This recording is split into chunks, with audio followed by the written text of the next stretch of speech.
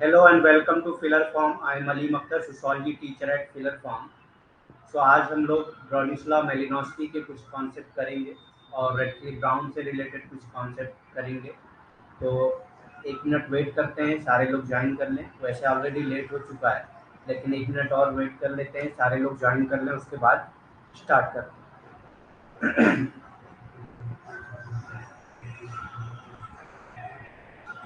थोड़ा सा आज डिस्टर्बेंस की वजह से थोड़ा क्लासेस भी पहले इसीलिए मैंने कर लिया था कि रात में ज़्यादा डिस्टर्बेंस होगा, लेकिन अभी भी थोड़ा बहुत रहेगा, उसके लिए कुछ नहीं किया जा सकता। तो एक बार कंफर्म कर लीजिए वॉइस एंड पीपीटी क्लियर है या नहीं, उसके बाद हम लोग स्टार्ट करते हैं।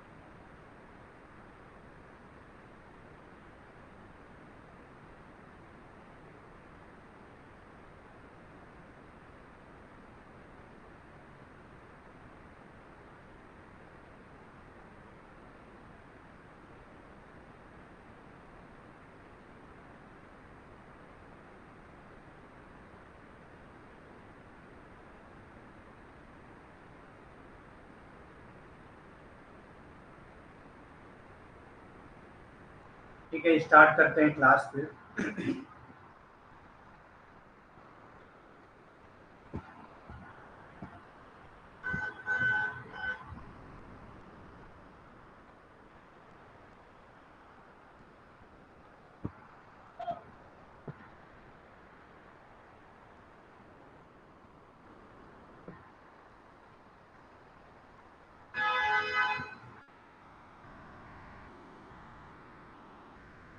वॉइस एंड पीपीटी क्लियर है ना?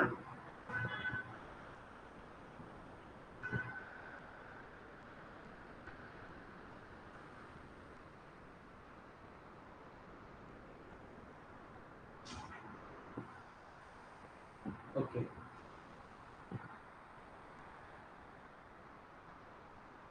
तो जिन्होंने अभी तक सब्सक्रिप्शन नहीं लिया है, आपके रिलेटिव या फ्रेंड्स में जो भी हों, उनको आप बता सकते हैं रेफरल कोड के लिए। इस रेफरल कोड से उनको 10% का डिस्काउंट मिल जाएगा। ओके, स्टार्ट करते हैं फिर।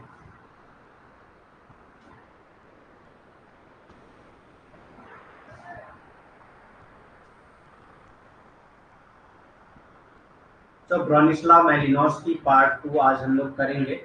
पार्ट 1 हम लोग कर चुके हैं, आज लोग पार्ट 2 के कुछ कॉन्सेप्ट हम लोगों ने कल किए थे, लेकिन चूंकि थोड़ा सा डिस्टर्बेंस की वजह से पूरा नहीं हो पाया था, इसलिए आज मैंने फिर से इसको डाल दिया है कि अगर किसी को समझ में ना आया हो तो आज समझ सकते हैं। सो किनशिप अलजेब्रा, पहले जब किनशिप के बारे में जो मेलिनोस्की बात करते हैं, वो किनशिप अलजेब्रा के बारे में बात करते हैं। अलजेब्रा हम लोगों ने गणित में या मैथमेटिक्स में पढ़ा है। अलजेब्रा में बहुत सारे ऐसे कॉन्सेप्ट होते हैं, वेरिएबल्स होते हैं, जिनको हमें सॉल्व करना होता है, और बहुत सारे अलजेब्रा से रिलेटेड कॉन्सेप्ट हम लोगों ने मैथमेटिक्स में पढ़ा होगा। तो उसी को किनशिप अलजेब्रा के नाम से मतलब मेलिनोस्की ने बताया है। अब किनशिप अलजेब्रा का वर्ड इन्होंने क्यों यूज किया है वो हम लोग देखने जा रहे हैं। रिश्तेदारी बीजगणित का शब्द उन्होंने क्यों इस्तेमाल किया है वो देखना है। Kinship is one of the most important organizing component of society. तो इसमें ये कहते हैं कि किनशिप जो है वो क्या है, most important organizing component of society. मतलब कि ये ऑर्गेनाइजिंग कंपोनेंट है, यानी कि ये ऑर्गेनाइज करता है लोगों को। ठीक, जो अलग अलग टाइप्स के पीपल होते हैं उन सबको एक जगह पे ऑर्गेनाइज करता है, इसीलिए इसको मोस्ट ऑर्गेनाइजिंग कंपोनेंट कहा जाता है। रिश्तेदारी समाज के सबसे महत्वपूर्ण संगठनात्मक घटकों में से एक है। इसका मतलब क्या है कि ये जो है सबसे महत्वपूर्ण संगठन बनाता है सोसाइटी में, समाज में जो संगठन बनते हैं उन सब में ये बहुत ही महत्वपूर्ण भूमिका निभाता है। एक काम तो रिश्तेदारी का यानी कि किनशिप सिस्टम का ये हो गया। दूसरा काम क्या, अलजेब्रा किसको कहते हैं, एक ही चीज के कई मीनिंग होना। जैसे कि एक इक्वेशन आप सॉल्व करते हैं, उसके कई आंसर्स आपको मिल जाते हैं। तो इसी तरह अलजेब्रा मतलब कि एक किनशिप का सिर्फ एक काम नहीं है कि वो सिर्फ रिलेशनशिप मेंटेन करता है, बल्कि बहुत सारे काम करता है। ठीक। तो kinship is not just a concept used to link person in terms of social ties। तो kinship सिर्फ एक ऐसा कॉन्सेप्ट नहीं है जिसमें आप एक पर्सन को लिंक करते हैं किसी सोशल टाइज में। मतलब कि एक रिलेशनशिप आप बता रहे हैं कि हाँ यहाँ पे बाप बेटे का रिलेशनशिप है, यहाँ पे भाई बहन का या भाई भाई का रिलेशनशिप है, या दादा और नाती का रिलेशनशिप है। इस तरह से जो है सिर्फ एक टाइज को बताने के लिए किनशिप सिस्टम का इस्तेमाल नहीं किया जाता है, बल्कि it is also utilized as a basis of succession। ये एक बेसिस ऑफ सक्सेशन के रूप में भी यूज किया जाता है। सक्सेशन क्या है, उत्तराधिकार। अगर कोई आदमी किसी पोस्ट पे है, अगर उसको उस पोस्ट को जनरेशन वाइज ट्रांसफर किया जाता है, तो अगली जनरेशन को ट्रांसफर कर कोई चीज अगर ट्रांसफर की जाती है तो उसको सक्सेशन कहते हैं। जैसे कि किंगशिप सिस्टम है, किंगशिप किंगशिप नहीं किंगशिप किंगशिप मतलब जो राजा महाराजाओं का सिस्टम था, उसमें क्या होता था, राजा के बाद उसका बेटा राजा होता था। ऐसे बहुत सारे कॉन्सेप्ट हैं जिनमें सक्सेशन की जरूरत पड़ती है, या बहुत सारे पोजीशंस होती है सोसाइटी में जिसमें सक्सेशन की जरूरत पड़ती है। तो ये किंगशिप भी उस सक्सेशन को ही कंटिन्यू रखने में मदद करता है। प्रॉपर्टी इनहेरिटेंस, जो प्रॉपर्टी है उसको कैसे ट्रांसफर किया जाएगा। अगर किंगशिप सिस्टम ना हो, बाप बेटे का रिलेशनशिप ना हो, तो बाप की प्रॉपर्टी बेटे में कैसे ट्रांसफर होगी। बाइफर्केशन एंड पार्टीशन, ठीक, उसको बांटने में और उसका विभाजन करने में किनशिप सिस्टम मदद करता है। इसीलिए मेलिनोव्स्की ने इस टर्म को किनशिप अलजेब्रा कहा कि सिर्फ किनशिप का नाम लेना सही नहीं होगा, बल्कि इसको किनशिप अलजेब्रा उन्होंने कहा, क्योंकि किनशिप जो है वो बहुत सारे काम करता है। एक काम नहीं करता है बल्कि बहुत सारे काम करता है। रिश्तेदारी केवल एक अवधारणा नहीं है जिसका उपयोग व्यक्तियों को सामाजिक संबंधों में के संदर्भ में जोड़ने के लिए किया जाता है। तो रिश्तेदारी सिर्फ एक ऐसी अवधारणा नहीं है जिसमें व्यक्तियों को सामाजिक संबंधों में संदर्भ में जोड़ने के लिए किया जाता हो। तो ऐसा नहीं है कि समाज को आपस में किसी न किसी संबंध में जोड़ता है। रिश्तेदारी सिस्टम सिर्फ ऐसा नहीं है, वो तो करता ही करता है, लेकिन इसके अलावा क्या काम होता है, उसका उपयोग उत्तराधिकार में मदद करता है। संपत्ति विरासत, जो संपत्ति है उसका विरासत वारिस कौन होगा, उसको उसकी विरासत कैसे लगाई जाएगी, ये सब जो है रिश्तेदारी की वजह से ही संभव हो सकता है। विभाजन और विभाजन के आधार के रूप में भी किया जाता है। अब विभाजन मतलब कि जो आपकी प्रॉपर्टी है उसका विभाजन, जो आपकी संपत्ति है उसका विभाजन कैसे होगा, ये रिश्तेदारी ही के सिस्टम में होता है। बाप बेटे का अगर रिलेशनशिप होगा तभी तो उसकी प्रॉपर्टी, जो बाप की प्रॉपर्टी होगी वो बेटों में जो है उसको विभाजन किया जा सकता है। ठीक, इसीलिए रिश्तेदारी को इन्होंने रिश्तेदारी बीज गणित के रूप में बताया है। ठीक, क्योंकि रिश्तेदारी का सिर्फ एक काम नहीं होता है कि वो लोगों के संबंध को बनाए रखे, बल्कि बहुत सारे काम होते हैं रिश्तेदारी के। आपने देखा होगा बहुत सारी चीजें होती हैं। अगर डेथ हो जाती है तो लोग आते हैं शोक मनाने, कोई खुशी होती है तो लोग आते हैं खुशी मनाने। तो ये सब चीजें भी एक काम ही होता है रिश्तेदार का। ठीक, आप अगर कोई एग्जाम दे दिए हैं तो बार बार आप अपनी लाइफ में क्या कर रहे हैं, ये भी सब जिम्मेदारी किसकी होती है, रिश्तेदार की होती है। ठीक, मतलब हर चीज की जानकारी उनको होनी चाहिए और हर बात आपको पता होनी चाहिए। मतलब आपके बारे में हर बात पता होना चाहिए। हमेशा आपसे पूछते रहते हैं, अच्छा कितना कर लिया, नेट इस बार निकला कि नहीं, JRF निकला कि नहीं। ये सारी टेंशन कौन लेता है, रिश्तेदार ही लेते हैं। ठीक, तो वो अगर नहीं रहेंगे तो कौन फिर लेगा ऐसी टेंशन। तो ये भी चीजें जरूरी है। ठीक, ये तो सब खैर मजाक था, लेकिन बस खाली किनशिप सिस्टम का सिर्फ एक काम नहीं है कि वो रिलेशनशिप को बनाए रखे या संबंध को बनाए रखे, बल्कि बहुत सारे काम हैं। इसी बेसिस पे मेलिनोव्स्की ने किनशिप को किनशिप अलजेब्रा का नाम दिया। ठीक, it can be a sophisticated system known as kinship algebra by Malinowski. ये एक सोफिस्टिकेटेड सिस्टम हो सकता है और होता है।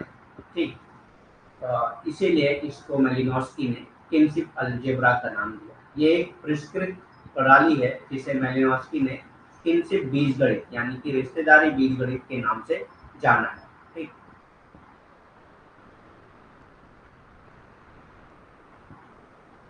हाँ, दिसंबर का सिलेबस पूरा कंप्लीट कराया जाएगा, सिलेबस सारे कंप्लीट हो जाएँगे। देखिए, अभी आपको मतलब ऐसा सब इसलिए हो रहा है, क्योंकि अभी हम लोग फर्स्ट यूनिट भी नहीं कंप्लीट किए हैं और ऑलमोस्ट 15 दिन क्लासेस हो चुकी हैं हमारी।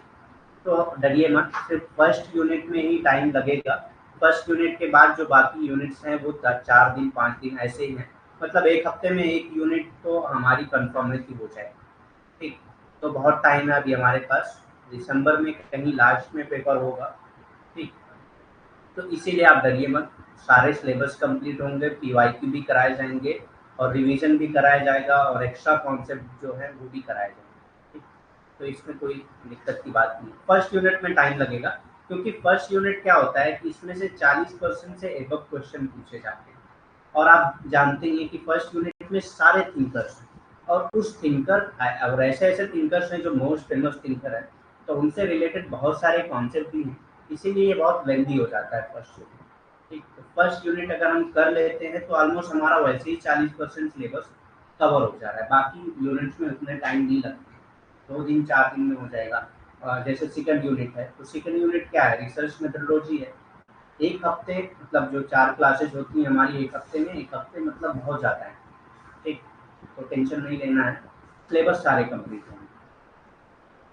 हम लोगों ने पिछले क्लासेस में, पिछला जो हमारा बैच चला था, मार्च 15 से शुरू हुआ था, जून से पहले हमारा 15 मई से 20 मई तक सिलेबस सारा कंप्लीट हो गया। सिलेबस की टेंशन नहीं लेना है, हो जाएगा। नहीं भी होता है, इनकेस अगर कोई प्रॉब्लम भी आती है, तो हम 2 घंटे 3 घंटे की क्लासेस भी ले सकते हैं, कोई दिक्कत नहीं। Concept of reciprocity in the कूला ring. कूला ring में पारस्परिकता की अवधारणा। ठीक, तो कॉन्सेप्ट ऑफ रेसिप्रोसिटी जो है वो कूला रिंग में स्टडी किया था मेलिनोव्स्की ने। तो ये इसका क्या मतलब होता है, कूला रिंग में पारस्परिकता की अवधारणा की स्टडी किया था मेलिनोव्स्की ने। इस चीज का क्या मतलब होता है ये देख लेते हैं हम लोग। Malinowski places the emphasis on exchange of goods between individual and their non altruistic motives for giving the gift. ठीक, तो मेलिनोव्स्की ने स्टडी किया है exchange of goods between individual and their non altruistic motives for giving the gift. ठीक, तो individual के बीच में जो गुड्स या गिफ्ट एक्सचेंज होते थे उनकी स्टडी किया है। और नॉन अल्ट्रुइस्टिक मोटिव्स, मतलब कि कोई अल्ट्रुइस्टिक मोटिव के अलावा भी आप अगर गिफ्ट देते हैं, तो ये सब की मीनिंग क्या है, इन सब सारी चीज़ों की स्टडी किया है मेलिनोव्स्की ने। मेलिनोव्स्की ने व्यक्तियों के बीच वस्तुओं के आदान प्रदान और उपहार देने के उनके गैर परोपकारी उद्देश्यों पर जोर दिया है। ठीक, गैर परोपकारी उद्देश्यों पर जोर दिया है। तो क्या क्या कहा है इसमें देखते हैं।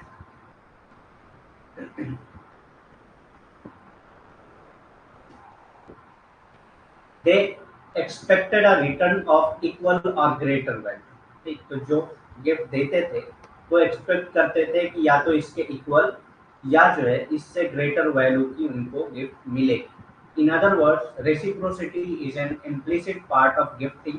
रेसिप्रोसिटी क्या है, एक इम्प्लिसिट पार्ट ऑफ गिफ्टिंग है।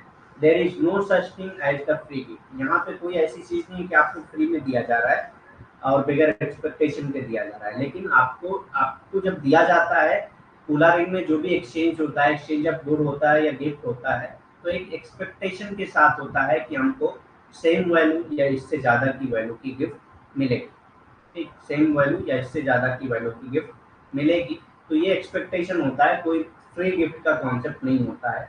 इसीलिए इसको रेसिप्रोसिटी कहा गया। ठीक, उन्हें समान या अधिक मूल्य के प्रतिफल की आशा थी। ठीक, मतलब कि या तो उसके समान या उससे अधिक मूल्य जो है मिलना चाहिए, जो भी गिफ्ट दी जा रही है उसको। दूसरे शब्दों में, पारस्परिकता उपहार देने का एक अ, अंतर्निहित हिस्सा है। ठीक, उपहार देने का एक अंतर्निहित हिस्सा है। बिना अपेक्षा के दिए गए मुफ्त उपहार जैसे कोई चीज नहीं है। ठीक, तो ऐसा नहीं है कि अ, कोई अपेक्षा नहीं है। आप गिफ्ट देते हैं तो आप ये अपेक्षा रखते हैं कि या तो इसके समान मूल्य या इससे ज़्यादा के मूल्य की हमको चीज़ें वापस मिलेगी। ठीक, हमें भी जो उपहार मिलेगा वो या तो इसी के समान मूल्य वाली मिलेगी या इससे ज़्यादा की मिलेगी। ठीक, although उसमें कोई मॉनेटरी वैल्यू नहीं हुआ करती थी, मतलब ऐसा नहीं है कि मार्केट में उसको बेचा और खरीदा जा सकता है, ऐसा कुछ नहीं था। जो भी गिफ्ट एक्सचेंज होता था वो ऐसे ही होता रहता था। ठीक। गिमवाली बार्टर सिस्टम होता था, तो ये भी याद रखना है आपको। गिमवाली बार्टर सिस्टम ये भी मेलिनोव्स्की की स्टडी है। Kula also known as the Kula exchange, Kula जो है कूला एक्सचेंज या कूला रिंग के रूप में भी जाना जाता है। ठीक, तो एक तो कूला इसका नाम है, दूसरा कूला एक्सचेंज नाम है, तीसरा कूला रिंग है। is a ceremonial exchange system conducted in the Milne Bay province of Papua New Guinea। ठीक, तो ये कहाँ की स्टडी थी, ये कहाँ पे होता था जो एक्सचेंज है, ये सेरेमोनियल एक्सचेंज था। सेरेमोनियल किसको कहते हैं, जब आप किसी सेरेमनी में कोई एक्सचेंज करते हैं। ऐसा नहीं कि आप तब जब मूड हुआ तब आप जाके कर दिए, ऐसा नहीं। जब कोई सेरेमनी है आप उसमें इस चीज को एक्सचेंज कर रहे हैं, गिफ्ट या गुड्स को एक्सचेंज कर रहे हैं, तो इस टाइप के एक्सचेंज को क्या कहा जाता है, सेरेमोनियल एक्सचेंज सिस्टम कहा जाता है। कंडक्टेड इन द मिल्ने बे प्रोविंस ऑफ पपुआ न्यूगिनिया। ये कहाँ पे हुआ था, मिल्ने बे प्रोविंस ऑफ पपुआ न्यूगिनिया में हुआ। ठीक, न्यूगिनिया में ऐसा होता था। ठीक, जिसकी स्टडी मेलिनोव्स्की ने की। कूला, जिसे कूला एक्सचेंज या कूला रिंग के नाम से भी जाना जाता है, पपुआ न्यूगिनिया, न्यूगिनी नहीं होगा ये, न्यूगिनिया होगा। ठीक,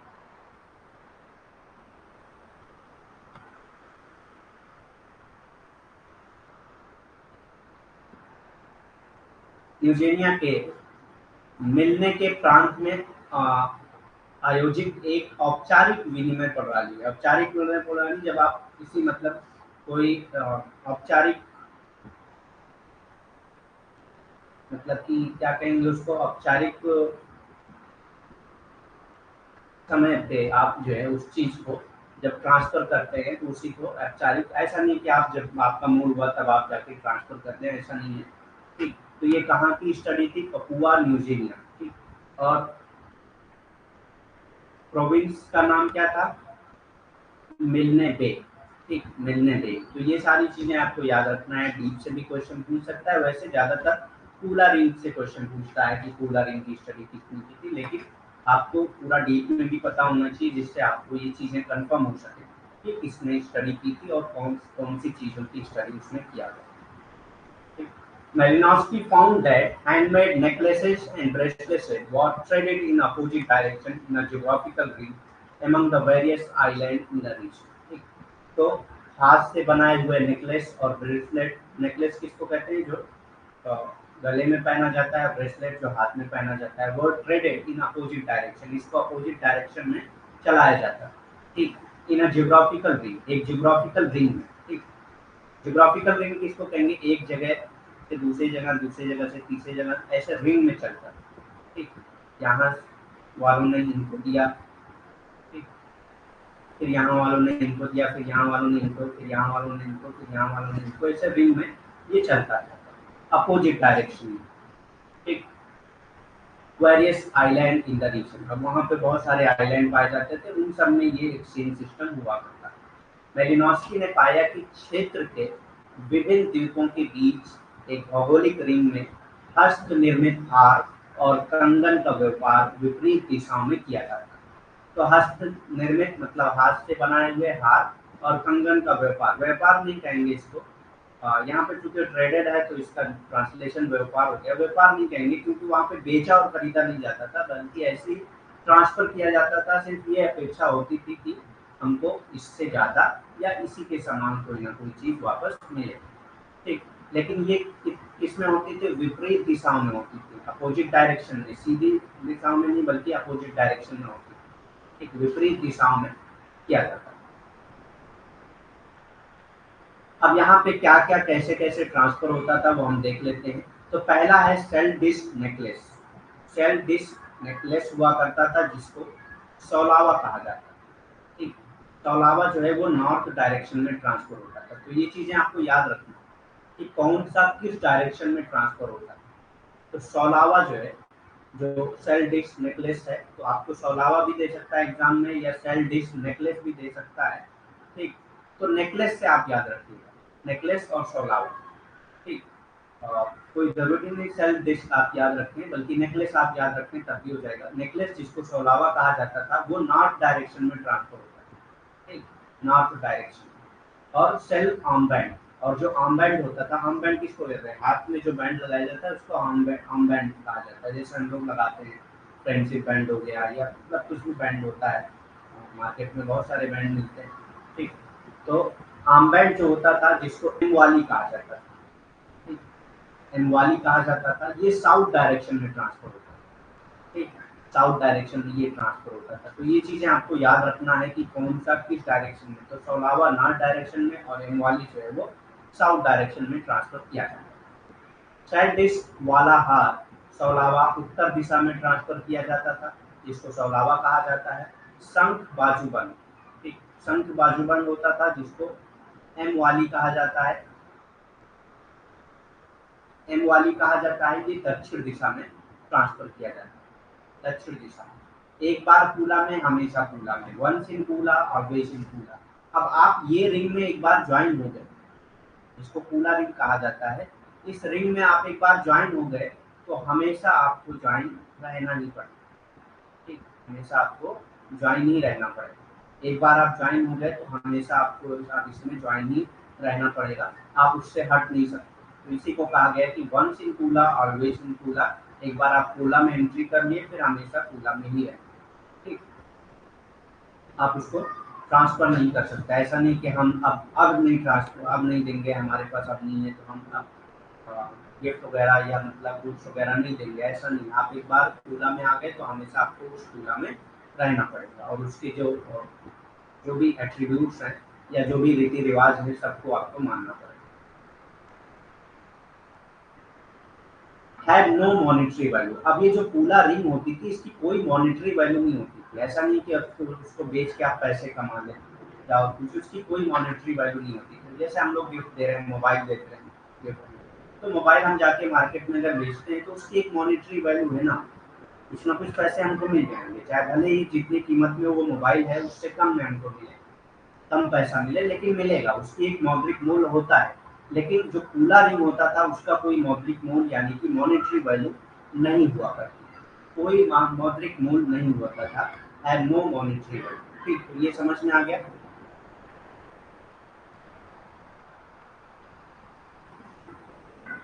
बुक मैंने बता दिया कि अभी बुक फिलहाल आप जो पीडीएफ दिया जा रहा है वो पढ़िए।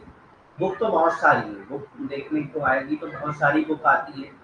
बस मैं ये कहूँगा कि मतलब कोई गाइड बुक मत कीजिए, आप कॉन्सेप्ट सीधा अगर किसी बुक से पढ़ते हैं, कोई ऐसी बुक आपको मिल जाए जिसमें सारे कॉन्सेप्ट हों। बहुत सारी बुक्स आती हैं, हरलम्बस की हैं और भी बहुत सारे रीडर की बहुत सारी किताबें हैं। तो ये मैं क्या कहूँगा, गाइड के अलावा आप जो भी पढ़ सकते हैं वो पढ़िए। बाकी आप पीडीएफ पढ़िए, पीडीएफ के बाद मैंने आपको अरिहंत की क्वेश्चन पेपर बताया था, सॉल्व क्वेश्चन पेपर अरिहंत का आता है, वो आप ले लीजिए। उसमें आपको एक्सप्लेनेशन के साथ दिया होता है आंसर, एक्सप्लेनेशन से बहुत सारी चीज़ें आपकी क्लियर हो जाएंगी, तो वो आप ले लीजिए। तो ये दो चीज़ें आपके पास होनी जरूरी है, ये चीज़ें। और दूसरे आप पीडीएफ पढ़िए, पीडीएफ में आपको या और भी सिलेबस पढ़ते रहिए, इधर उधर से नेट से भी पढ़ सकते हैं, ठीक। अगर उसमें कुछ कंफ्यूजन होता है तो आप क्लास में पूछ सकते हैं। अभी फिलहाल आप पीडीएफ पढ़िए, और अगर आपको कॉन्सेप्ट पढ़ना है तो गाइड बुक मत पढ़िए, ये मेरा सजेशन होगा, क्योंकि गाइड बुक में बहुत सारी चीज़ें गलत होती हैं और कुछ चीज़ें जो है एनटीए एक्सेप्ट भी नहीं करता है, तो वो आपको दिक्कत हो जाएगी उसमें कि आंसर आप पता चला आप सही लगा के आए हैं लेकिन एनटीए उसको कंसीडर नहीं करता है कि वो सही है।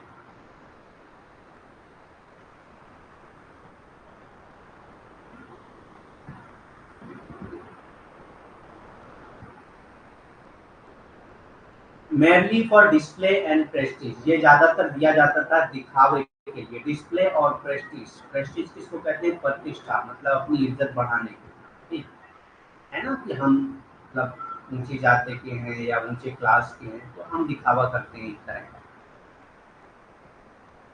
अरिहंत की क्वेश्चन बुक है, सॉल्व क्वेश्चन पेपर जो होते हैं वो है आपके पास। केवल प्रदर्शन और प्रतिष्ठा के लिए ही ये कूला रिंग जो है वो ट्रांसफर किया जाता है। कूला रिंग में जो गुड्स एंड गिफ्ट ट्रांसफर किए जाते थे वो प्रदर्शन और प्रतिष्ठा के लिए ही किए जाते थे।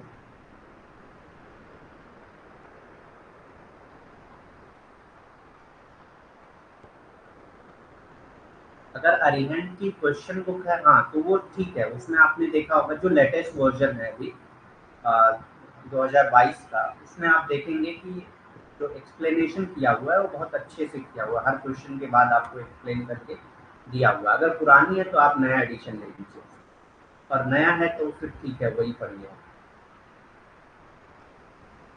और बाकी फर्स्ट पेपर भी आप फोकस करिए, ऐसा नहीं कि सिर्फ सेकंड पेपर करिए, क्योंकि सेकंड पेपर में अगर आप 100 में 100 क्वेश्चन लीक कर ले रहे हैं तो आपके 200 नंबर आएंगे। 100 में 100 कर ले रहे हैं तब भी आपके कितने आएंगे? 200 नंबर आएंगे।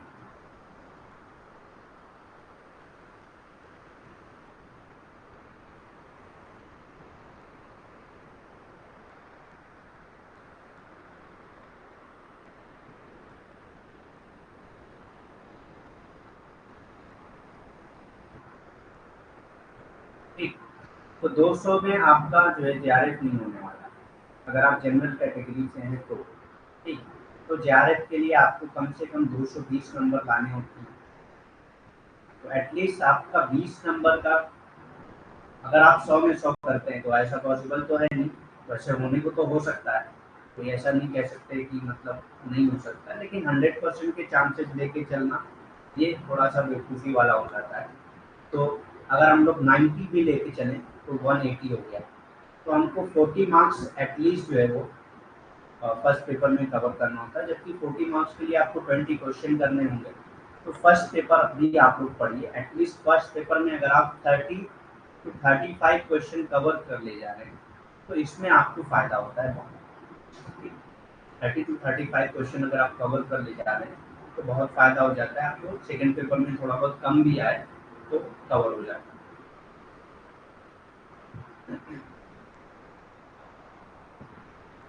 अदर टाइप ऑफ एक्सचेंज, अन्य प्रकार का विनिमय क्या क्या है यूनिवर्सिटी के अकॉर्डिंग, यूनिवर्सिटी ने क्या क्या बताया है। तो पोकाला ऑफरिंग, ठीक, करीबुटू सोलिसिटरी गिफ्ट जिसको कहा जाता है। पोकाला क्या था? एक ऑफरिंग था, ऑफर करते थे हम लोग, मतलब जो लोग थे वो ऑफर करते थे चीज़ों को, गुड्स को। करीबुटू में क्या है? सोलिटरी गिफ्ट होती थी। पोकाला प्रसाद होता था। करीबुटू जो है वो प्रार्थना उपहार होता था। ठीक, इस तरह से दूसरे टाइप के एक्सचेंज भी होते थे। नेक्स्ट क्या है? बुक्स देख लेते हैं हम लोग। मेलिनोस्की की बहुत सारी बुक्स हैं जिससे क्वेश्चन पूछे जाते हैं। Most famous book आर्गोनॉट्स of western Pacific, जिसमें इन्होंने कूला रिंग की स्टडी किया था। तो ये चीज़ें आपको याद होनी चाहिए। ये 1922 में पब्लिश हुई थी। मिथ एंड प्रिमिटिव साइकोलॉजी, ठीक, ये हमने कॉन्सेप्ट नहीं पढ़ा है, लेकिन अगर कोई ये क्वेश्चन पूछता है कि who study myth in primitive psychology, तो ये भी आपको याद रखना है। अगर बुक के नाम याद है तो आप आंसर कर लेंगे उसको। तो मिथ इन प्रिमिटिव साइकोलॉजी 1926 में पब्लिश हुई थी। Crime and custom in savage society, तो सेविज सोसाइटी में क्राइम एंड कस्टम की स्टडी किसने किया था? ये भी मेलिनोस्की ने किया। तो ये चीज़ें भी आपको याद रखना है। कई बार आपसे ये भी पूछ सकता है कि क्राइम एंड कस्टम की स्टडी किसने किया था, और आपको ऑप्शन, मतलब इनमें से किस किसने किया है, तो मर्डर ने किया है, मार्डर किंग ने किया है, और मेलिनोस्की ने भी किया है, बहुत सारे लोगों ने किया है। ठीक, और सदरलैंड ने किया है, बहुत सारे थिंकर हैं। तो आपको ऐसा ना हो कि मतलब आप इस कंफ्यूजन में आ जाए कि मेलिनोस्की ने तो नहीं किया। ये 1926 में पब्लिश हुआ। क्रोनोलॉजी भी आपसे पूछता है। Sex and repression in civil society, sex and repression in civil society, ये भी बहुत ही इम्पोर्टेंट बुक है मेलिनोस्की के, जो 1927 में पब्लिश हुई थी। A scientific theory of culture 1944 में पब्लिश हुई थी। ठीक, the dynamic of cultural change 1946, freedom of civilization ये 1947 में, magic science and religion and other essays ये 1948 में पब्लिश हुई थी। सेक्स कल्चर एंड मिथ ये 1962 में। A diary in the strict sense of the term after death, ये death के बाद पब्लिश हुई थी 1967। ठीक, 1967 में पब्लिश हुई थी। तो ये सारी बुक के नाम आपको याद होने चाहिए। चाहे आप इसको निमोनिक बना के याद कर लें, जैसे कि AMCSA, AMCSA फर्स्ट वर्ड हम ले रहे हैं, ठीक।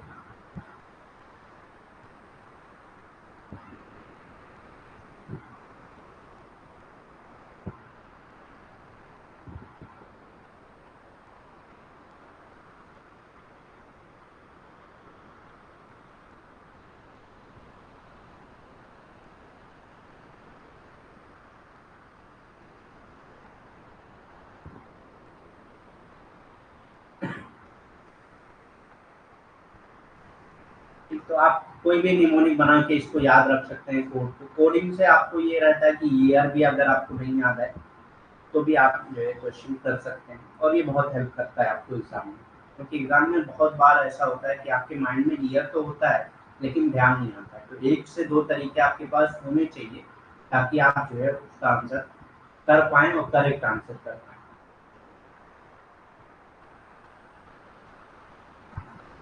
नेक्स्ट थिंकर हम लोग पढ़ने जा रहे हैं जिनका नाम है अल्फ्रेड रेजिनॉल्ड रेडक्लिफ ब्राउन, जिसको AR रेडक्लिफ ब्राउन के नाम से भी जाना जाता है।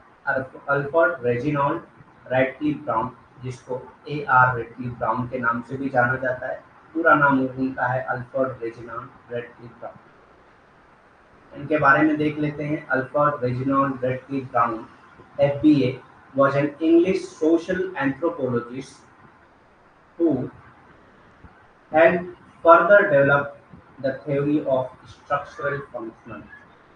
ये जो है एंथ्रोपोलॉजिस्ट थे जिन्होंने स्ट्रक्चरल फंक्शनलिज्म थ्योरी में ज़्यादातर अपना काम किया। ठीक। मतलब इन्होंने ही नहीं बनाया है स्ट्रक्चरल फंक्शनलिज्म, बल्कि फर्दर डेवलपमेंट इसमें किया। ठीक। इनका जो बॉर्न हुआ था वो 17 जनवरी 1881 को हुआ था, यूनाइटेड किंगडम। ठीक। डेथ हुई थी इनकी 24 अक्टूबर 1955, ये भी यूनाइटेड किंगडम। ये इन्फ्लुएंस थे, इनसे जो इन्फ्लुएंस थे वो इवांस प्रिचार्ड और Meyer Fortes, MN Srinivas and no. Influence by किससे ये इन्फ्लुएंस थे, ये इमाइल डर्कीम से इन्फ्लुएंस थे, जीन जैकल रासो से और थॉमस हॉब्स से। एजुकेशन इनकी ट्रिनिटी कॉलेज, ये सब नहीं पूछता है आपसे। इन्फ्लुएंस का थोड़ा सा आपको ध्यान रहेगा तो आपका ज़्यादातर जो है आप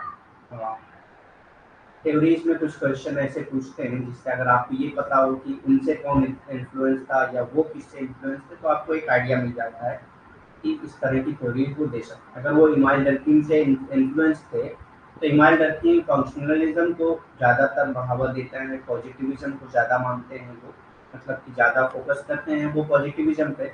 तो आपको एक आइडिया मिल जाता है कि कहीं ना कहीं रेडक्लिफ ब्राउन भी अगर इन्फ्लुएंस थे तो इन्हीं सारी थ्योरीज पर उन्होंने भी काम किया होगा। तो इसीलिए इन्फ्लुएंस बाई और इन्फ्लुएंस, जो भी लोगों इनसे इन्फ्लुएंस हुए और ये जिनसे इन्फ्लुएंस हुए वो चीज़ें अगर आपको पता हो तो बहुत सारी चीज़ें क्लियर हो जाती। नेक्स्ट है, सबसे पहले मेथोडोलॉजी हम देखते हैं। किसी भी थिंकर को पढ़ते वक्त सबसे पहले मेथोडोलॉजी पता होनी चाहिए आपको कि उन्होंने किस मेथोडोलॉजी पे काम किया। तो उनकी जो मेथोडोलॉजी थी, कार्य प्रणाली, वो सबसे पहले आती है इथनोलॉजी। इथनोलॉजी का कॉन्सेप्ट जो है वो इस पे ज़्यादातर इन्होंने फोकस किया है। मानव जाति विज्ञान, कंपैरेटिव एंथ्रोपोलॉजी की बात करते हैं ये। तो कई बार आपसे क्वेश्चन पूछा है आपसे कि कंपैरेटिव एंथ्रोपोलॉजी किसने स्टडी किया है, तो ये रेडक्लिफ ब्राउन ने। एक तुलनात्मक मनोविज्ञान, Radcliffe Brown focus on social structure rather than biological need. तो मेलिनोस्की ने किस पे ज़्यादातर फोकस किया था, बायोलॉजिकल नीड पे, लेकिन रेडक्लिफ ब्राउन किस पे फोकस करते हैं, सोशल स्ट्रक्चर पे। ये डिफरेंस है, ये आपको याद रखना होगा। मेलिनोस्की ज़्यादातर ये कहते हैं कि हर इंसान की एक बायोलॉजिकल नीड होती है जिसकी वजह से सोशल स्ट्रक्चर बने होते हैं ताकि उस नीड को फुलफिल किया जा सके। लेकिन रेडक्लिफ ब्राउन जो है वो बायोलॉजिकल नीड पे फोकस नहीं करते हैं, बल्कि सिर्फ सोशल स्ट्रक्चर पे ही फोकस करते हैं कि सोशल स्ट्रक्चर क्यों है और वो किस तरह से मेंटेन कर रहे हैं सोसाइटी। ठीक।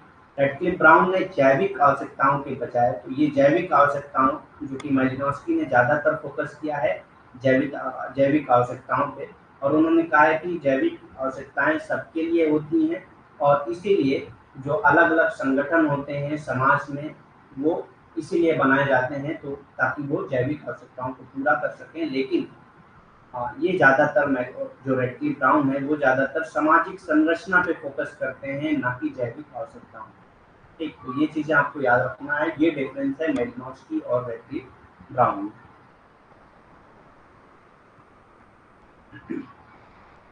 रेडक्लिफ ब्राउन और मालिनोव्स्की में ये बेसिक डिफरेंस पाया जाता है। He suggested that a society is a system of relationship maintaining itself through cybernetic feedback, while institution or orderly set of relationship whose function is to maintain the society as a system। तो कहते हैं कि जो society है, society is a system of relationship, ये एक system of relationship है, maintaining itself through a cybernetic feedback, अपने आप को एक साइबरनेटिक फीडबैक के तौर पे अपने आप को मेंटेन करता है। साइबरनेटिक फीडबैक किसको कहेंगे कि जैसे कि एक कोई फंक्शन कर रहा है, एक सोसाइटी है, एक समाज है, वो अपने कुछ सिस्टमेटिक वे में फंक्शन कर रहा है, अगर उसके जो मेंबर्स हैं वो पॉजिटिवली मतलब उसको रिप्लाई नहीं कर रहे हैं, पॉजिटिव रिस्पॉन्स नहीं दे रहे हैं, तो ये क्या है, उसका साइबरनेटिक फीडबैक जो है वो गलत आ रहा है, नेगेटिव आ रहा है, तो ये अपने आप को चेंज करेगा ताकि मतलब एक साइबरनेटिक पॉजिटिव साइबरनेटिक फीडबैक आ सके। तो जो भी फीडबैक आता है नीचे पार्ट से, उसको समाज अपने आप को मेंटेन करने में यूज करता है। ठीक, वाइल इंस्टीट्यूशन और ऑलरेडी सेट ऑफ रिलेशनशिप, जबकि इन्होंने इंस्टीट्यूशन को कैसे डिफाइन किया, orderly sets of relationship. Orderly मतलब ये ऑर्डर में सेट किए गए हैं, सेट्स ऑफ रिलेशनशिप होते हैं ये, whose function is to maintain the society as a system, जिसका फंक्शन क्या होता है, सोसाइटी को एज अ सिस्टम मेंटेन करके रखना, एक सोसाइटी को एज अ सिस्टम मेंटेन करके रखना। उन्होंने सुझाव दिया कि एक समाज साइबरनेटिक फीडबैक के माध्यम से खुद को बनाए रखने वाले रिश्तों की एक प्रणाली है। समाज क्या है, खुद को बनाए रखने के लिए वाले रिश्तों की एक प्रणाली है जो साइबरनेटिक फीडबैक के माध्यम से काम करता है, जबकि संस्थान रिश्तों के व्यवस्थित सेट है। जबकि संस्थान क्या है, रिश्तों के व्यवस्थित सेट हैं जिनका कार्य क्या होता है, समाज को एक प्रणाली के रूप में बनाए रखना, समाज को एक सिस्टम एक प्रणाली के रूप में बनाए रखना, उसको मतलब, तो ये ज्यादातर काम किसका होता है, संस्थान का काम होता है। संस्थान का काम होता है कि समाज को एज ए सिस्टम बनाए रखना, और समाज का एज ए सिस्टम क्या काम होता है, अपने आप को बनाए रखना। ठीक, अपने आप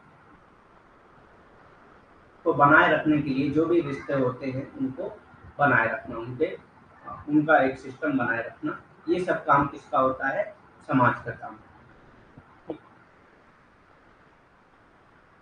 He says that social structure is not an abstraction but empirical reality। उनका कहना है कि सामाजिक संरचना कोई अमूर्तता नहीं है बल्कि अनुभवजन्य वास्तविकता है। ठीक, एम्पेरिकल रियलिटी मतलब जिसको आप, एम्पेरिकल रियलिटी किसको कहते हैं, जिसको आप देख सकते हैं, जिसको आप छू सकते हैं, ये सब क्या होती है, एम्पेरिकल रियलिटी होती है। एब्स्ट्रैक्शन किसको कहते हैं, जो आपकी थिंकिंग होती है, बिलीफ्स होती हैं, जिसको आप देख नहीं सकते, किसी और को दिखा नहीं सकते, ये एब्स्ट्रैक्शन होता है। ठीक, तो उन्होंने क्या कहा है कि सोशल स्ट्रक्चर जो है एक एब्स्ट्रैक्शन नहीं है। ठीक, सोशल स्ट्रक्चर जो है वो एक एब्स्ट्रैक्शन नहीं है, जैसे अलग अलग स्ट्रक्चर होते हैं, रिलीजन है, कास्ट है, ये सब क्या है, स्ट्रक्चर है। ठीक, हाँ, एजुकेशनल इंस्टीट्यूशंस हैं। ठीक, तो बहुत सारी चीजें हैं जो, तो ये कहते हैं कि स्ट्रक्चर जो है वो एब्स्ट्रैक्शन नहीं है, मतलब ऐसी चीज नहीं है जिसको आप देख नहीं सकते, जिसको आप दूसरों को दिखा नहीं सकते, दूसरों को बता नहीं सकते, लेकिन ये इंपेरिकल रियलिटी सबके सामने होती है।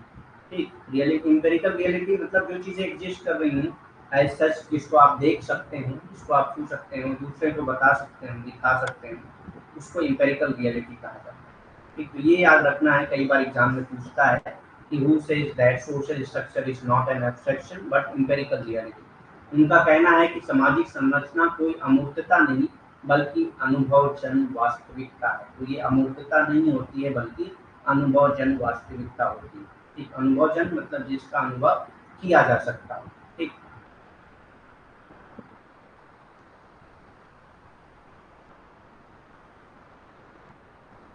स्ट्रक्चरल फंक्शनलिज्म, संरचनात्मक कार्यात्मकता क्या होती है? The functioning of an organism is termed as the activity of that organ.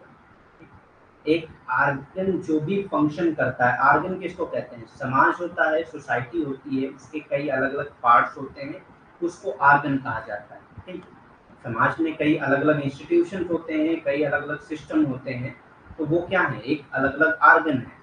तो उस आर्गन के फंक्शन को क्या कहा जाएगा? उसकी एक्टिविटी कहा जाएगा। ठीक, जो भी वो काम कर रहा है वो उसकी अपनी एक्टिविटी। ठीक, the functioning of any organ is termed as activity of that organ. एक आर्गन जो काम कर रहा है वही उसकी एक्टिविटी है। जैसे मेरा मेरा हाथ जो है एक आर्गन है। आर्गन, हाथ अगर खाना खा रहा है तो वो क्या है? Activity of food. ठीक, ईटिंग, एक्टिविटी ऑफ ईटिंग कहलाएगी। तो जो भी काम करते हैं आर्गन, समाज में जो भी आर्गन अलग अलग पाए जाते हैं, वो जो काम करते हैं वही उनकी एक्टिविटी कहलाती है। किसी भी अंग की कार्य प्रणाली को उस अंग की गतिविधि कहा जाता है। कोई भी अंग जो भी कार्य प्रणाली करता है, उस अंग की वो गतिविधि कहलाता है। ठीक, उस अंग की वो गतिविधि कहलाता है। But in a social system, the continuity of structure is maintained by the process of social life. लेकिन एक social system में जो continuity of structure है, मतलब structure continue करेगा, ऐसा है ना कि समाज में जो है structure हमेशा मौजूद होते हैं, तो क्यों उनकी continuity क्यों बनी रहती है? जो structure है social system में, वो उनका उनकी continuity क्यों बनी रहती है? Is maintain by the process of social life. तो ये जो है सोशल लाइफ के प्रोसेस से ही मेंटेन की जाती है। लेकिन सामाजिक व्यवस्था में संरचना की निरंतरता, मतलब संरचना जो है वो निरंतर बाकी रहेगा, ऐसा कैसे पॉसिबल होता है? सामाजिक जीवन की प्रक्रिया की वजह से। ठीक, जो भी सामाजिक जीवन में प्रक्रिया होती है, जो भी सोशल लाइफ होती है, प्रोसेस ऑफ सोशल लाइफ होती है, उसकी वजह से स्ट्रक्चर मेंटेन होते हैं, उसकी वजह से सामाजिक संरचना बनाए बना रहता है। ठीक, in Radcliffe Brown's concept of function the notion of structure is involve. तो रेडक्लिफ ब्राउन के कॉन्सेप्ट ऑफ फंक्शन के बारे में अगर आप पढ़ेंगे तो स्ट्रक्चर का नोशन आपको मिलता है। रेडक्लिफ ब्राउन की कार्य की अवधारणा में संरचना की धारणा शामिल है। तो उनके अगर कार्य की अवधारणा के बारे में आप पढ़ेंगे तो आप देखेंगे कि उनके अंदर उनके जो कार्य की अवधारणा है उसमें संरचना का बहुत ही अहम रोल होता है, बहुत ही मुख्य रोल होता है। स्टडी एरिया क्या थी उनकी? अध्ययन क्षेत्र क्या था? मेलिनोस्की का अध्ययन क्षेत्र क्या था? तो इन्होंने स्टडी किया है द अफ्रीकन ट्राइब्स, जिसका नाम था चोकता एंड उमाहा। अफ्रीकन ट्राइब जिसका नाम था चोकता एंड उमाहा।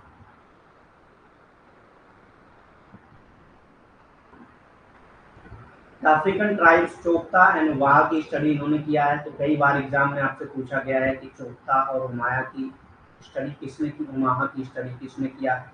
अध्ययन क्षेत्र अफ्रीकी जनजातियां, चोकता और उमाहा की स्टडी किया है इन्होंने। ठीक, तो ये चोकता और उमाया क्या थे? एक अफ्रीकन ट्राइब्स थे। तो ये चीजें आपको याद रखना है। फील्ड वर्क क्या था इनका? फील्ड वर्क जो इन्होंने किया था वो अंडमान आइलैंडर पे किया था। ठीक, अंडमान आइलैंडर की भी स्टडी इन्होंने किया है। तो ये आपको याद रखना है ये सारी चीजें। अंडमान द्वीपवासी की स्टडी भी इन्होंने किया है। Founder of British school of functional anthropology, ये जो फाउंडर थे British school of functional anthropology, ये भी याद रखना। Who is the founder of British school of functional anthropology? A R. Radcliffe Brown. British school of functional anthropology के संस्थापक माने जाते हैं। कौन British school of functional anthropology का संस्थापक है? तो A R. Radcliffe Brown. Joking relationship के बारे में बात किया है। मजाकिया रिश्ते, आपके आसपास बहुत सारे ऐसे रिश्ते होते हैं जो मजाकिया रिश्ते होते हैं, जैसे कि भाभी ननद, भाभी देवर। ठीक, या मतलब साला और जीजा, ये सब में बहुत साली या जीजा, इन सब में जो है एक जोकिंग रिलेशनशिप होता है कि आप जो है उनके साथ मजाक या जोकिंग कर सकते हैं। ठीक, इसके बारे में बात किया है मैंने तो ए.आर. रेडक्लिफ ब्राउन ने। In anthropology, a joking relationship is a relationship between two people that involves a ritualist banter of teasing or mocking.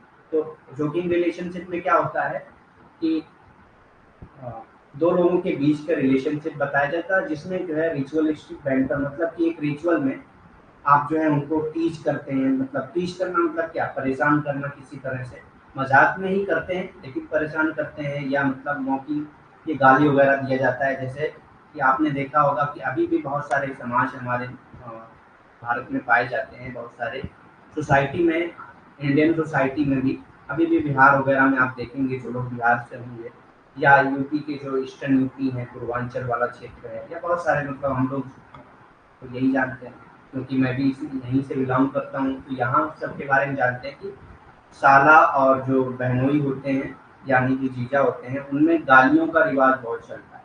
ठीक, मजाक मजाक में गालियाँ दी जाती हैं एक दूसरे को, या शादियों में आपने सुना होगा, रील वगैरह में बहुत सारी आती है वीडियो जो आपने देखे होंगे कि उसमें गालियाँ दी जाती हैं शादी में ही, जो दूल्हा होता है उसको, या मतलब दूल्हे वाले गाली दे रहे हैं जो लड़की के घर वाले हैं उनको, तो ये क्या है, इसको कोई बुरा नहीं मानता है, एक तरह का जो जोकिंग रिलेशनशिप होता है, और लोग इसको अलाउ करते हैं और ये अच्छा माना जाता है। मतलब कि एक तरह से ये माना जाता है कि इससे रिश्ता और मजबूत होता है। ठीक, तो इसी को जोकिंग रिलेशन कहा जाता है, जहाँ पे आप एक दूसरे को सताते हैं, या मतलब उसको उसकी मॉकिंग करते हैं या उसकी मजाक उड़ाते हैं, कुछ भी किसी भी तरह से आप उसको परेशान कर रहे हैं, एक तरह से जोक कर रहे हैं उसके साथ, तो ये क्या है, एक तरह का जोकिंग रिलेशनशिप कहलाता है। ठीक, मजाकिया रिश्ते, मनोविज्ञान में मजाक का रिश्ता दो लोगों के बीच का रिश्ता होता है जिसमें चिढ़ाने या मजाक करने का अनुष्ठानिक मजाक शामिल होता है। ठीक, अनुष्ठानिक मजाक मतलब आपको एक तरह का सर्टिफिकेट दिया जाता है कि आप मजाक कर सकते हैं। ठीक, तो मजाक करते हैं तो माना जाता है कि एक अच्छा रिश्ता है। जैसे कि आप मतलब कोई अगर जीजा है वो अपने साले को गाली दे रहा है, तो ये एक तरह से मतलब अच्छा माना जाता है, ये माना जाता है कि मतलब इन लोगों के बीच अच्छा रिलेशन है, कोई उसको बुरा भी नहीं मानता है। ठीक, ये कहा जाता है एक तरह से, हमारे जो समाज में कहा जाता है कि उसका हक है, वो दे सकता है गाली। ठीक, वो मजाक कर सकता है, उसका हक है, या हम उससे मजाक कर सकते हैं, उसका हमारा हक है। तो इस तरह से इसी सब रिश्तों के बारे में, जो कि रिलेशनशिप मजाकिया रिश्ते के बारे में रेडक्लिफ ब्राउन ने स्टडी किया है। तो आपको ये भी पता होना चाहिए हु स्टडीड जोकिंग रिलेशनशिप, तो A R Radcliffe Brown. Eunomia and dysnomia के बारे में बात किया है इन्होंने। अच्छा, जोकिंग रिलेशनशिप में एक और कॉन्सेप्ट है,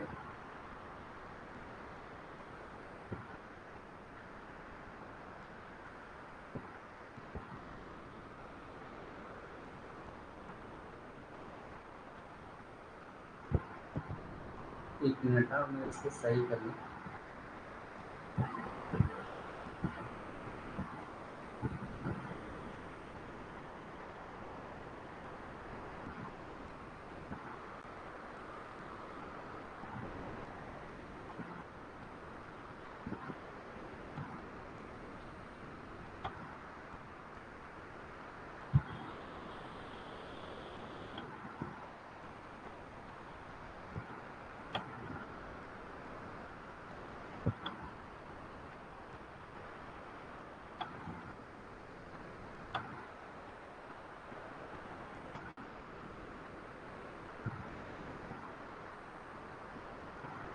यहाँ पे आएगा ये।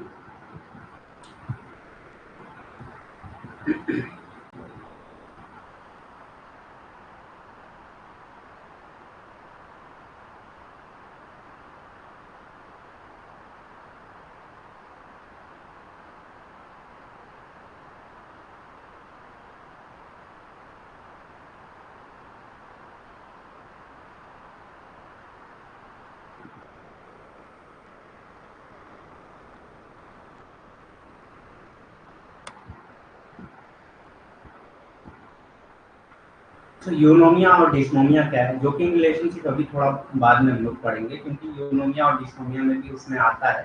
तो एक बार हम लोग पढ़ लेते हैं क्या होता है। यूनोमिया एंड डिस्नोमिया क्या होता है।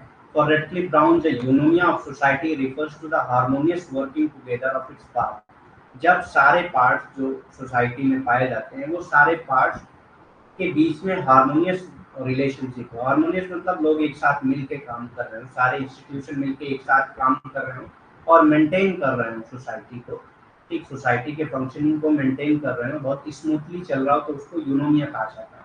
रेडक्लिफ ब्राउन के लिए किसी समाज की यूनोमिया का तात्पर्य उसके हिस्सों के सामंजस्यपूर्ण ढंग से काम करने से है। सामंजस्यपूर्ण मतलब कि एक साथ मिलकर काम करने से है। अगर सारे जो हिस्से हैं समाज के वो एक साथ मिलके काम कर रहे हैं, क्या काम कर रहे हैं, ऑर्डर को मेंटेन करने के लिए, उसके फंक्शनिंग को, स्मूथ फंक्शनिंग को बनाए रखने के लिए, मतलब सही ढंग से कार्य करने के लिए, तो उसको यूनोमिया कहा जाता है। डिस्नोमिया क्या है, इसका उल्टा है। In other word dysnomia functioning functional unity or consistency of the system। दूसरे शब्दों में प्रणाली की कार्यात्मक एकता या आंतरिक स्थिरता से है। मतलब कि यूनोमिया किसको कहते हैं, फंक्शनल यूनिटी हो सोसाइटी में, सारे पार्ट जो है एक साथ यूनाइट होकर काम करते हैं। Inner consistency of the system, और एक सिस्टम में कंसिस्टेंसी बनी रहती है।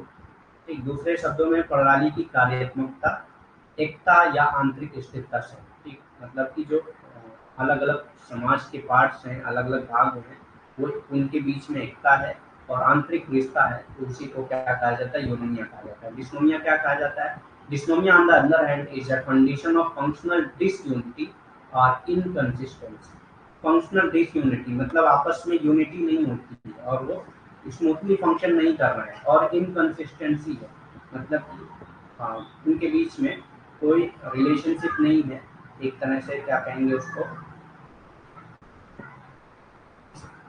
स्थिरता नहीं होती, ठीक अंदर की स्थिरता नहीं होती है, तो उसको इनकंसिस्टेंसी यानी कि डिस्नोमिया। डिस्नोमिया मतलब कि प्रॉपर फंक्शनिंग नहीं सही से हो रही है, क्योंकि सारे पार्ट जो है वो यूनाइट नहीं है, बल्कि उनके बीच में डिसयूनिटी। ठीक दूसरी ओर डिस्नोमिया कार्यात्मक असमानता, मतलब कि इसमें कार्यात्मक असमानता होती है या असंगति की स्थिति होती है, और यहाँ पे असंगति की स्थिति होती है, असमानता भी होती है और असंगति की स्थिति होती है, तो इसको डिस्नोमिया कहा जाता है। तो होप यूनोमिया और डिस्नोमिया समझ में आ गया होगा। यूफोरिया और डिस्फोरिया भी सेम है, उसी तरह है। उत्साह और डिस्फोरिया क्या होता है, euphoria is a state of extreme happiness. जब सोसाइटी में बहुत ज़्यादा एक्सट्रीम हैप्पीनेस हो तो उसको यूफोरिया कहा जाता है।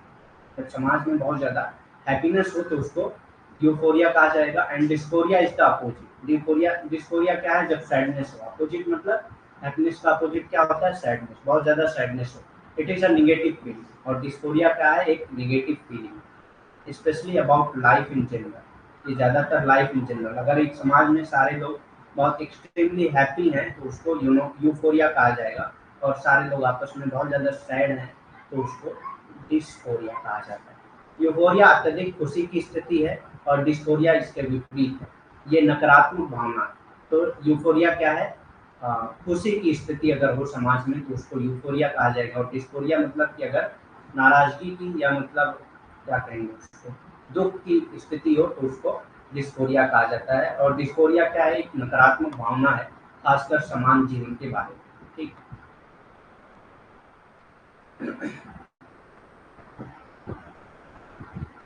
नेक्स्ट क्या है, कल्चर।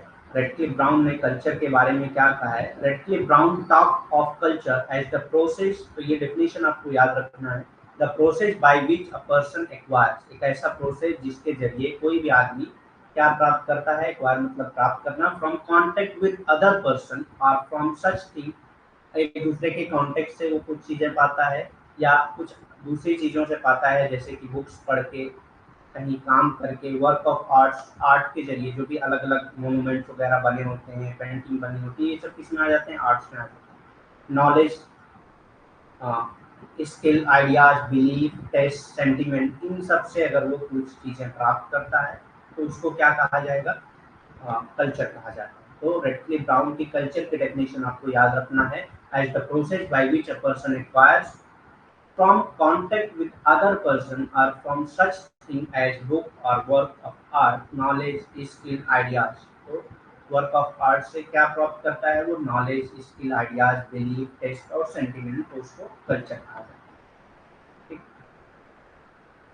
रेडक्लिफ ब्राउन ने संस्कृति के बारे में बात करते हुए कहा कि वो प्रक्रिया जिसके द्वारा एक व्यक्ति अन्य व्यक्तियों के संपर्क से, दूसरे व्यक्ति के संपर्क से या किताबों या कला के कार्यों से ज्ञान कौशल विचारों, तो ज्ञान कौशल विचार अब विश्वास स्वाद भावना जैसी चीजों से प्राप्त करता है तो उसको क्या कहा जाता है, संस्कृति कहा जाता है। जैसी चीजें प्राप्त करता है, चीजों से नहीं, जैसी चीजें प्राप्त करता है तो उसको संस्कृति कहा जाता है। तो कल्चर की डेफिनेशन जो रटली ब्राउन की है वो आपको पता होनी चाहिए। Culture as a set of rules, इन्होंने कल्चर को as a set of rule कहा है।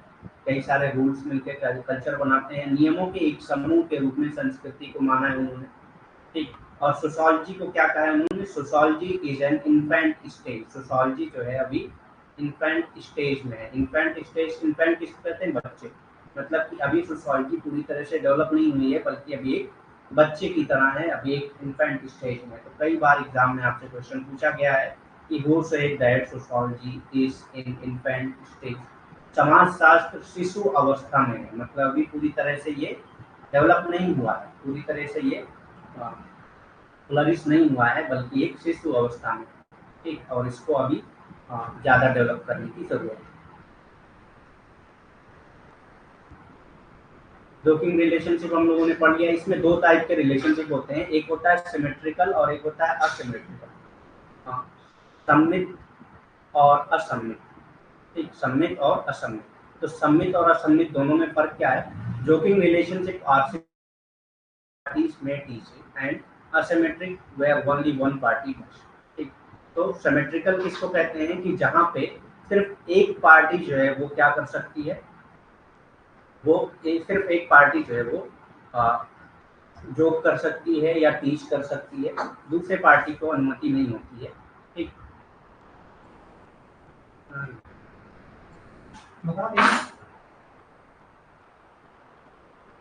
तो सिमेट्रिकल मतलब जहां दोनों पार्टियां जो है एक दूसरे से जोक कर सकती हैं, एक दूसरे से मजाक कर सकती हैं, एक दूसरे को टीच करती हैं। असिमेट्रिकल मतलब जहां पे एक पार्टी को सिर्फ हक होता है, जैसे कि ये जीजा और साला में होता है।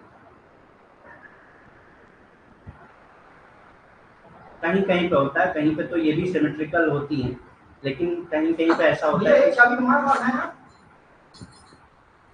ये चाबी है ना, ये मुझे दे दे।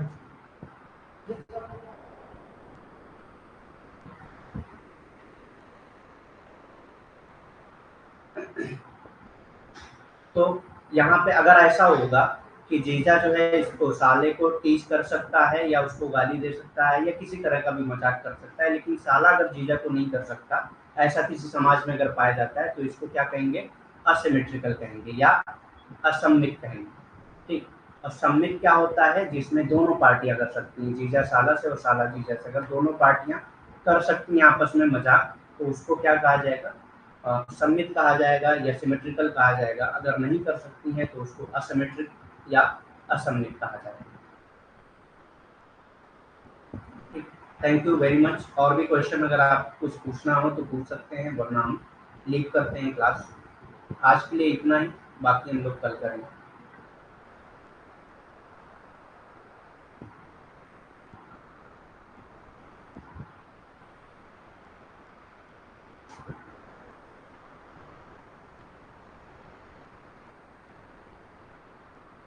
कल तो संडे है, मंडे में मतलब करेंगे।